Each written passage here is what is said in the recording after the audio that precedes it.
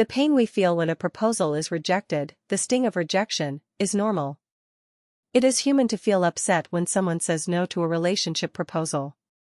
But it is equally normal, because every individual has the right and freedom to make decisions about their own life. However, when this pain begins to lead to depression, and we start doubting ourselves, thinking, maybe I'm not good-looking enough. I don't deserve a good relationship. My sins are too many to ever deserve a good partner.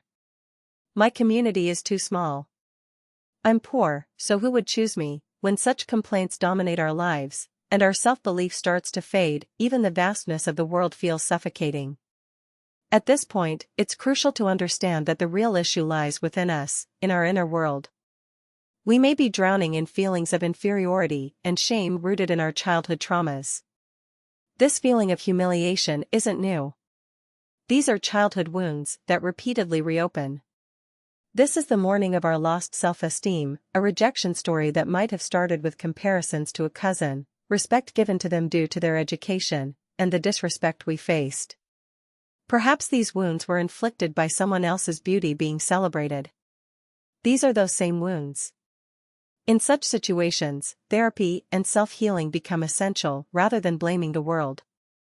The world treats us the way we treat ourselves, and we treat ourselves the way our elders treated us in childhood. This is the time to look at your wounds and tend to them.